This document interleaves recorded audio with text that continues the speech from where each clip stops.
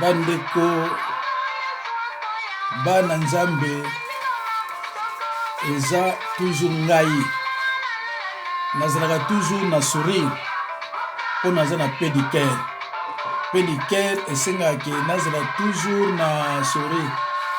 Alors bandeko na ngai bandeko naza na ndeko mbote na bino d'abord bino nyonso bino moto mesala ko na ndanga bino tozoka batana bino ndeko soko moni makambo nzambe ndukola nzambe akela yo sala to olanda yango po ozwa peut-être kimia na nzoto na yo. Bandeko naza na mutu moko atuna nga banda kala abi papa soki sorcier aza ndoki soki sorcier to sataniste zabolo asali repentance confession na ye bien repentance na ye bakoki kokota lola na uti kotuna pe na batu avana sala yango bayebisanga soki akoki kokota lola ou bien soki aza na droit ya kosimba bible ateya batu. Alors tokolanda makomi soki elobi na biso nini. Alors bandeko na ngai nani babengi sorcier nani babengi sataniste.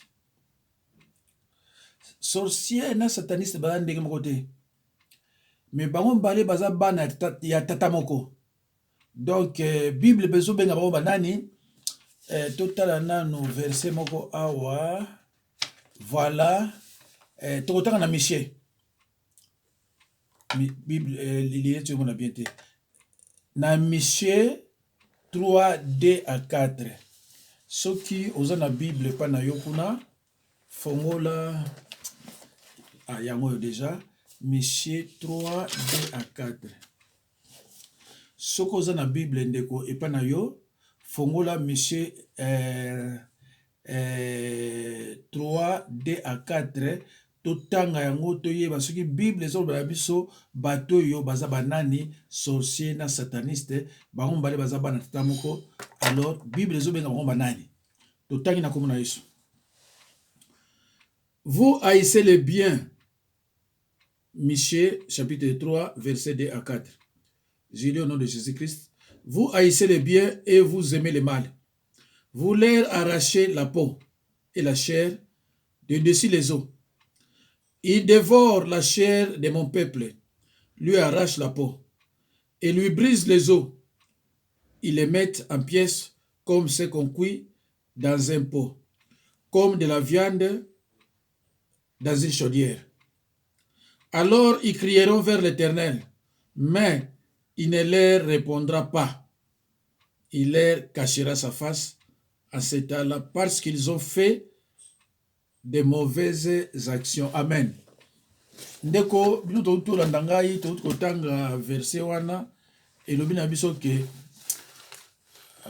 biloko yo ata elobi na biso ke muto yo babengi ndoki na sataniste bango mibale baliaka ba chair humaine.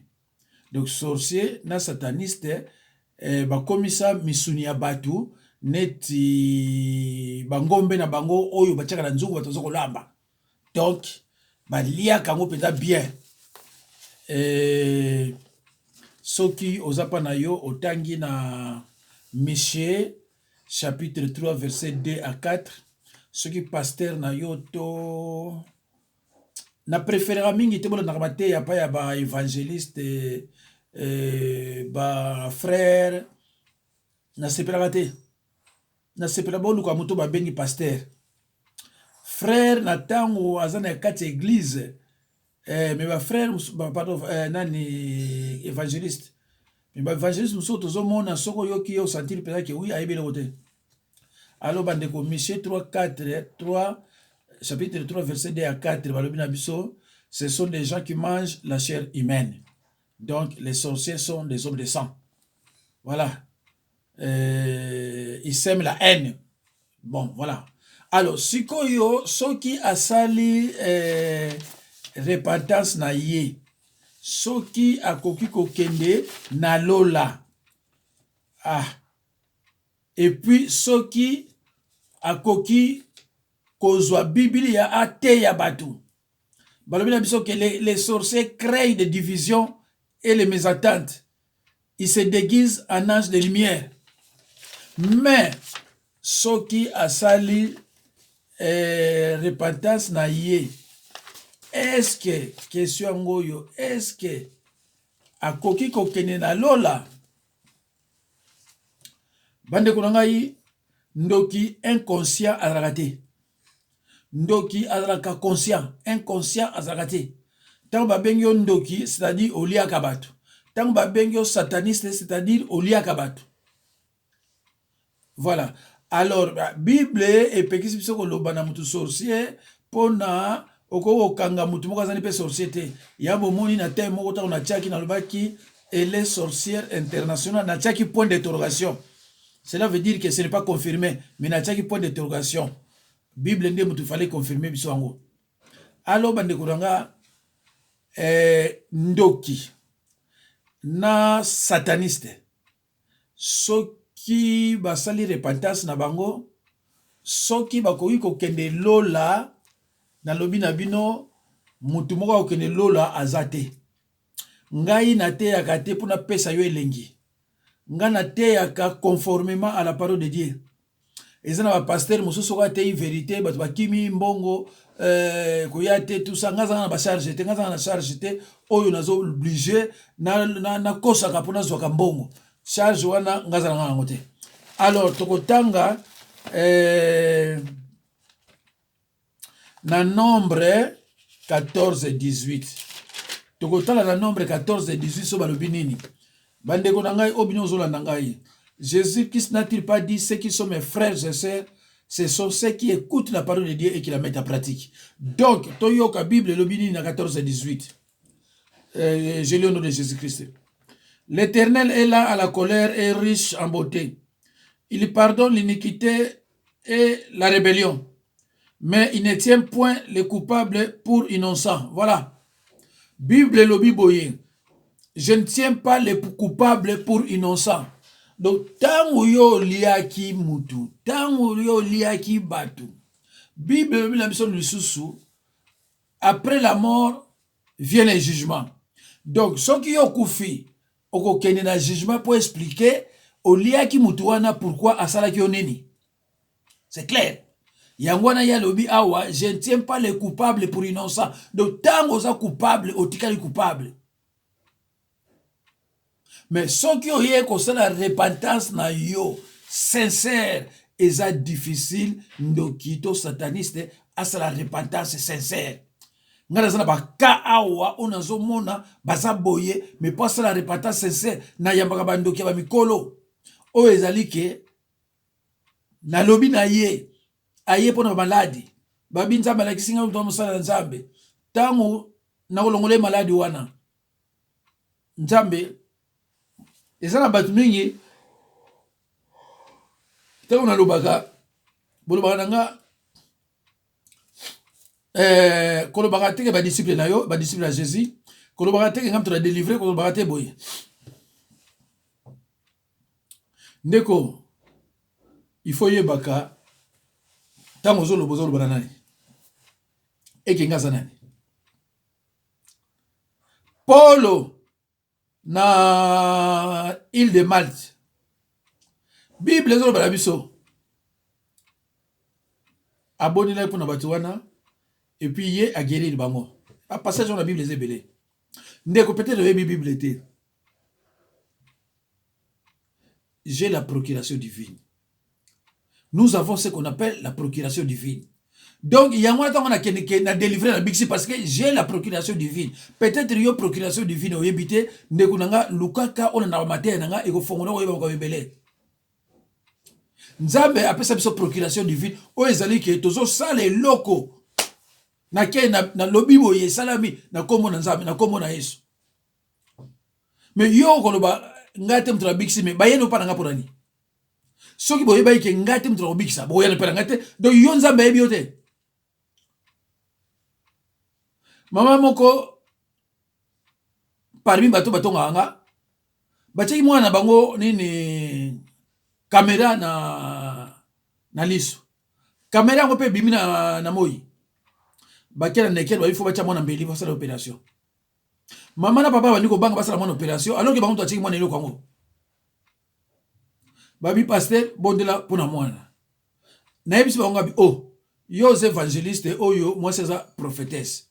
Vous avez basala na Nzambe. Mais boko bondela pona mwana wana te. Babi na nga te yo bondela. Et bango ibale na pe baza batu ya mondo oyo ya bisote. Mokolo kokaki na ke na sala imposition de main na liso mwana. Bake na hôpital ya Necker. Tango bake kuna tango na chaki loboko na sala imposition de main na longola ke no kwango ekendaki. Et tango bake kuna po mwana zombeli ba professeur bakamwe. Baluka boye eza susute, baluka boye eza te.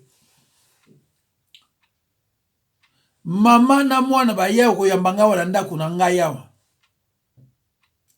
Ba pasteur to yebise koni. Yoza molimo santo, c'est normal. Ekei ebisote. Mais mikolo tango lekaki asiriki abi oyo te muto guérir eza Nzambe. Na bi meza problème te, mais yo Nzambe ebiote. Je lui ai posé cette question. Azo ko ngana azo baboya. Yena mbali na ye.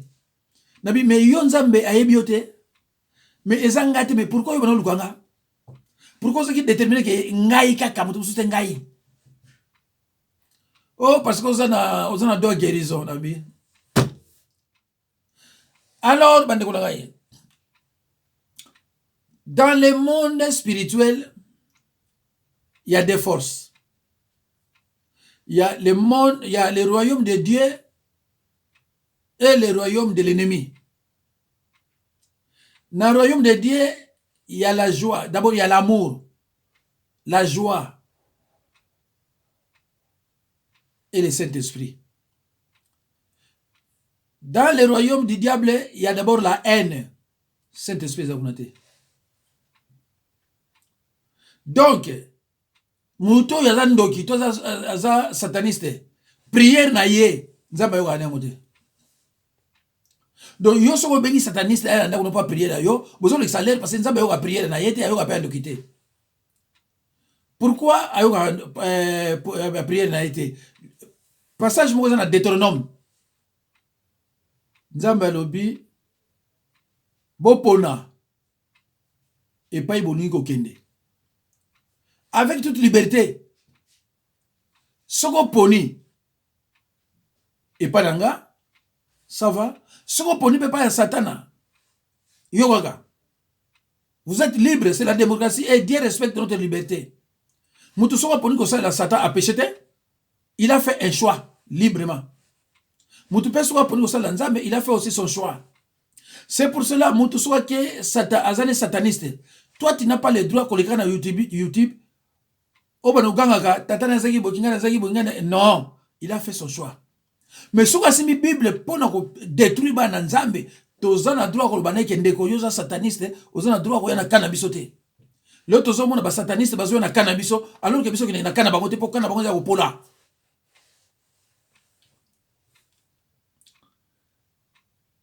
Ndeko soki asali repentance na sincère. Après la mort vient le jugement, na jugement. Et quand na jugement de soki azana peine ya 90 ans. Pour kende na lifelo, bako pesa ye peine par exemple à 30 ans ou bien 45 ans ou bien 50 ans. Cela dépendra ya bateau ya lia. Bandeko na yambaka bandoki ya bamikolo. Ba sataniste peut-être na ba sataniste ya kideo be mo bale. Balo baka vérité te tala. Bino boyo ko sataniste nzamba le kotinga. Bako sa bino po bino yebi lo bate. Sataniste so ba fongola motema sincèrement, hein? Na famille na bino bo bomie. Bandoki ya oran, ba sorcier ya oran. So ba fongola motema na famille na bino bo bomaye. Yangona c'est sincère elle a raté. Mais bande konanga sorcier zanani sataniste zanani. Sorcier azali sorcellerie ba pesa ngo na mututa ko za mona muke. 98% tant qu'on a manqué, tant qu'on a libo maman nae, ou bien tant qu'on a bimi. Bat magana avantage au pesa bana ona kindoki zaka ningi mingi na ba mama. Parce que bango mtu azana garde bana. Ou alors papa ou noko bataleki batamasi ou bien batakarte pa kine kolia. Mais vraiment fa la mona mke. Soit comme na ba 15 ans, 16 ans, 17 ans, 18 ans pour pesa kindoki comme difficile. Parce que akoye bake bo salinga bo ko loba. Alors yango na moni ba ndiki bazana problème ya bana mike. Tango pesi mona mke kindoki azapi na kimia te po mona mkepe alobaka mingi. Donc ndeko yoka yango sataniste sorcier n'ont pas le droit ya kozwa Bible baki na kote ya bato. On ne peut pas prêcher la parole de Dieu avec un cœur rempli des épines, avec un cœur rempli de souvenirs inoubliables, des souvenirs indélébiles. Voilà le mot qui convient. Parce que tant qu'on prêcher, Azana ba nostalgie que na liaka boy. Même s'il a fait sa confession, et quand il a été, et ça ndenge moi na moi si abosa na mobile na yali bosote, à peu près pareil. Moutazana abela tuberculose, soka ken hôpital moko boy même comment bien, ba au moins il y a eu des traces, il y a tuberculose, abela tuberculose, c'est comme ça aussi avec la sorcellerie. Ba koyeba ke oyo azala ndoki. Donc, à la droite, il y a que Simba Bible était à prêcher. Alors, Ndoki, il y a Ezarandéona. Mikolo uti koleka, ba uti kobenganga. Ba papa, bana bazate landako. Na le no 3h. Bana bazate landako bakwa. Oto ebité. Porte za okanga, porte za okanga. Papa ba kolobini, o papa ba oyana ba. Mais qui nous dit, on a dit, maman, est-ce qu'il porte là au moi ça va. Mais quand il y a bien sous, il y a qui n'a confirmé. Oh, moi, on a le azon, il y a des choses qui ne connaissent pas. Azon, on a aussi un cauchemar, habité. N'a pas na oya, moi, c'est pas on va les bazanango. Bazana âge ni, donc on a 3, bazana âge à moins de 10 ans. Ngai bo bozo taxi boya. Toi il a confinement. Bozo la papier bozo taxi boya. Bazui taxi lobby bazé belé akova na mutu bona liboso te. Ba côté na train. Nzamba battre ba comité ya. Na tuni ba na bozana boya bokende ngwa poto kende pitali place boya. Na ebiseki mama na nga bisoki mwana oya mwasi leki na yeso azana ngo yem tapesa yi. Ngabi ye tango ba ye na tunie yom to pesa mwana leki na yo yango abien. Et ça se passe comme ça dans le monde des ténèbres. Ce qui papa to muto apesi ndeko ya liboso ki ndoki na fa ya libota na bino oyo batikali oyo wana mto pesa bango. Et c'est comme ça. Donc na famille na yo soki bandoki baza 2 3 yeba ke oba pesa ki liboso yem tazo ko entraîner ba msusona et puis yem ta komi konzina bango. Et yepe mto ba kosenga kabat. Alors, maman, yo papa, yo maman, vous avez pouvoir par ban nabino. Alors, boko loba makambo ngana loba nabino. Ezate o ezo uta nabino non, o yo ngana lobby, ya ngona bino wo répéter. So na lobby ke ngai ndo ki na pesa ki mwana o ki ndo ki apati ya leo ki ndo ki fasina, o ko répéter ne mwana. Et tant aussi na bondeli na ibo bokende. Bake benga maman ndeni bana papa bana bakuma bien bana basala boye. Tu vois na bana mike ce n'est pas un problème. Na bana mike ce n'est pas un problème. Bino boko papa na maman pardon boko aider pe kima mais il faut ko yeba est-ce que bino boza propre spirituellement, c'est ça qui bloque aussi. Alors il faut que me par pasteur oyo ana molimo santo. Pas n'importe quel pasteur. Parce qu'on n'est pas sataniste. Parce que sataniste na molimo santo. Il y a un moni basona ka sona ka bango na bango. Ko finga na internet. Parce que baza molimo santo te. Et tant baso monanga babi non yepe photo to tena trouble to panza isango. Comme ça avant peine tibiso. Baza na kimia te bana pédicaire tenga na pédicaire. De toute façon sozo la nango to la mona déjà que na pédicaire. Alors bandeko na ngai, sataniste za nani? Ba sataniste naza na bakombo na bango awa, par exemple ba sataniste neti ba Floriane Mangenda, ba Scola Miel, ba Kamona so Kamona, Mama Rosa, Nana soki sukali ya piana Mondongo suri Mondongo, naza na Pasteur Claude Mwamba, naza na apôtre Jean-Marc Mutombo, naza na prophète Deborah Sugi Fistine, naza na Karine Bola, naza na Walesa Kabundi, naza na Jean-François Ifonge, naza na Pasteur Jonas Lukutu, naza na apôtre Nathan, naza na Okanjo Pierre, naza na Mwalimo, naza na Mama Kalanga, naza na Sharufa, Mama Olangi, évangéliste Guy Christ, Moïse Mbiye, évangéliste Paul Adano, Marcelo, Alessa Kabundi. Et voilà. Alors, tala neti Mama Olangi, ce qui Mama Olangi. Akufa sataniste. Mais bandeko, oyebi ke ba vegle bazé belé hein. Yona ndeko faut que yeba liloba. So oyebi liloba ko sepela. Omona ki oza de ventiler oza nani. Mama Olangi azo sali sabatu jeûne 21 jours à sec na Bible ezate. Jeûne ya 15 jours à sec na Bible ezate. Jeûne ya 7 jours à sec na Bible ezate. Jeûne ya 4 jours à sec na Bible ezate. Ah, ema bande quoi? Mais pourquoi bino bolingaka ba pasteur oya miracle bolinga oyeba liloba te oba sakana na bino? Mama oyo, mama oso na minute nozo na bino na yena mbali ne bazana enfer hein? Baza kuna baza kolela ba rejoindre Mobutu na Tshisekedi. Qu'est-ce que vous croyez vous autres? Baza kuna jamais na bango bela wa ya kuna ya bima ya wapi. Oh basa senga jeune 7 jours na potre ba kufa ya zakati lelo. Basa senga jeune 7 jours.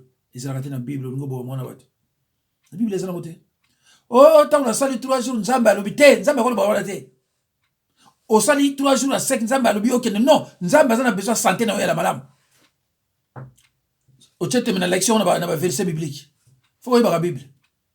Alors bandeko onyo so tangi yo baza ba sataniste. Sataniste azana, sataniste ali ministre ya Satan. Ninge biso za ba ministre ya Nzambe.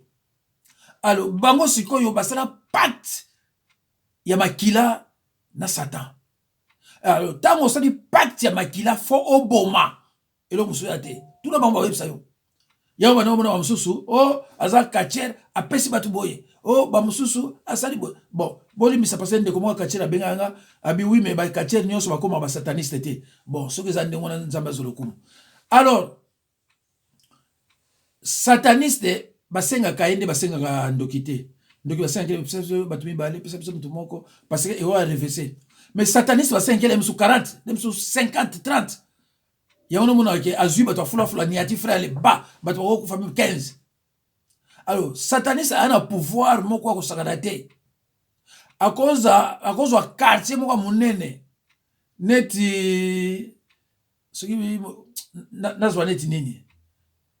Neti Saint-Denis. Ou bien neti Bastin. Sataniste a ko bloquer ngo alobi mutu ko balate. Et mutu ko balate. Sauf ba oyo baza ba croyant de nouveau. Bango mutu ko bala. Mais sinon le reste mutu ko bala zati.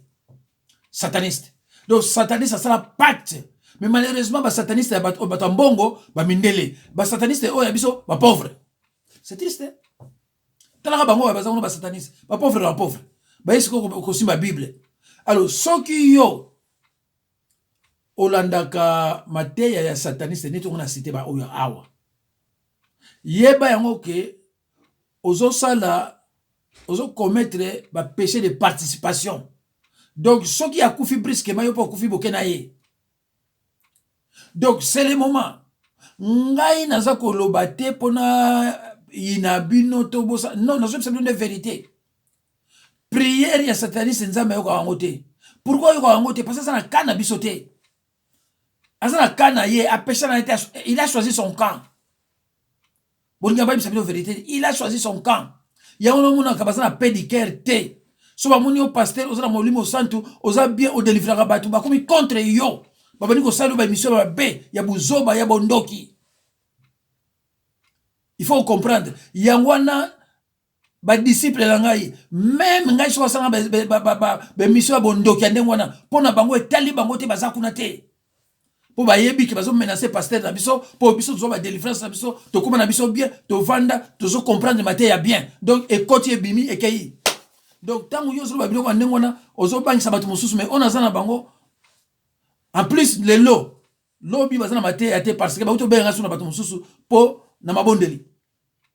Donc bandeko nanga soki yo ozo luka obe sa honneur nanga ozo sala musala no pamba po nga na ko gagner. Na mukolo na ko tia 3 maté batu balandi yango même so déjà so balandi yango 500 personnes à sepeli. 500 on a nyonso ba comprendre makama malamu. Voilà. Alors, ceux qui t'ont dans 1 Pierre 5, 8. Awa balobi les sorciers sont des menteurs. Jean 8, 44.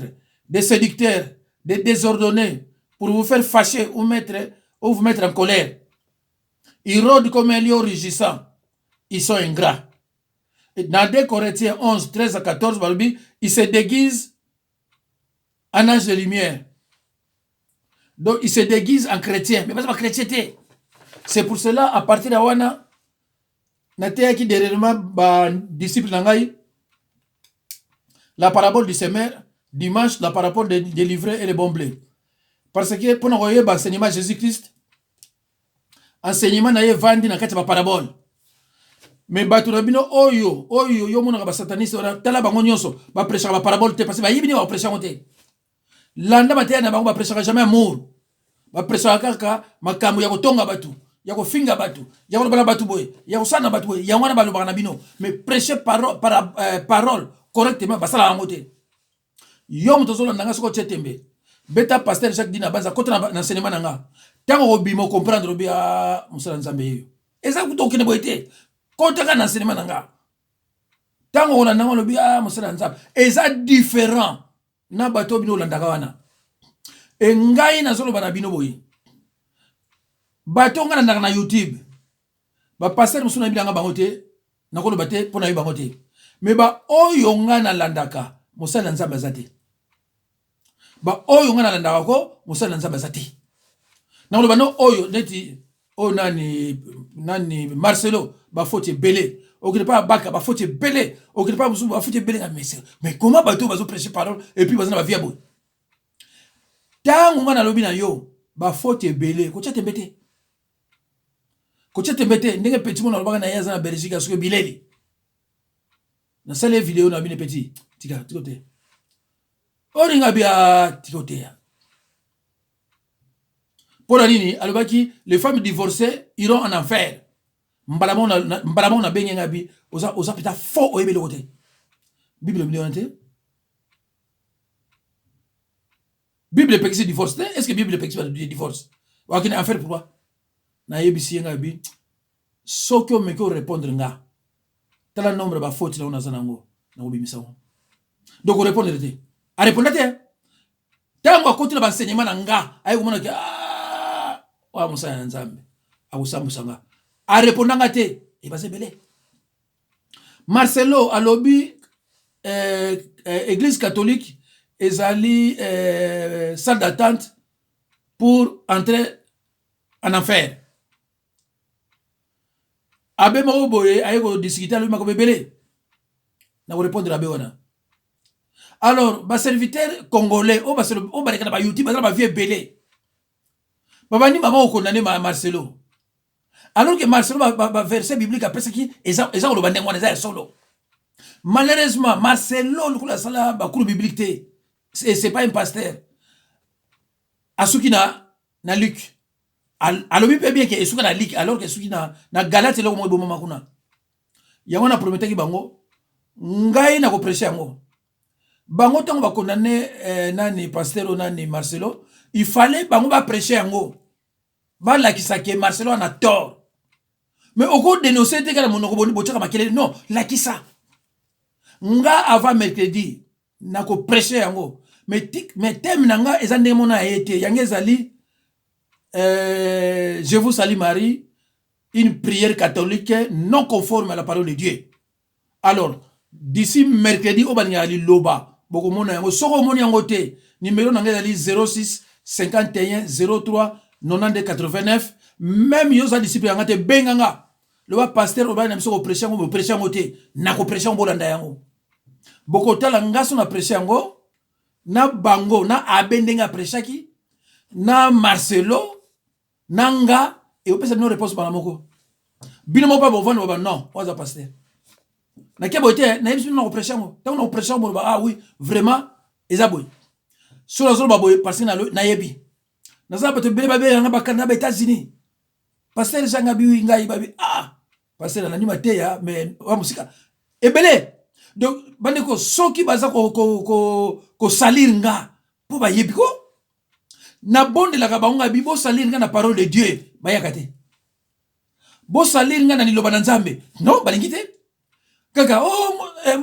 sans preuve alinga qui a violé alinga qui a salabo oh sala gali yaki boy ah sans preuve bo bo lokene kaka ndengo wana mais boyo kanga bien bino o bozo ba ke ba serviteur de Dieu bo simi Bible tina mars ba mateya na bino boteyi o ezana ba faute ebele na obimisa bino nyonso na écran na obimisa bino nyonso ezali ka Nzambe ezali ka muya ko aider peuple de Dieu ezate ke na zo finga bino non ezali ka muya Bible ndenge na sala ngefa atega na sele vidéo na petit tika ah tika ngefa fâché ayena batuna ye pasteur Jacques oza pédé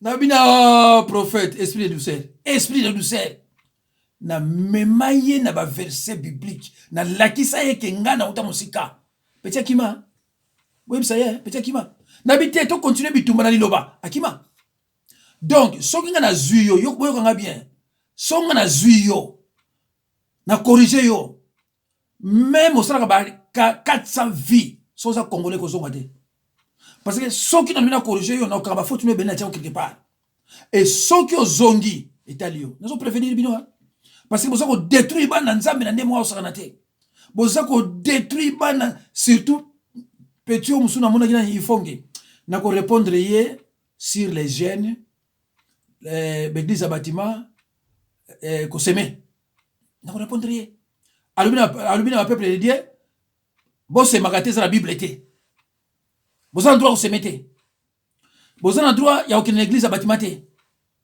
alors akoyebisanga soki Jérusalem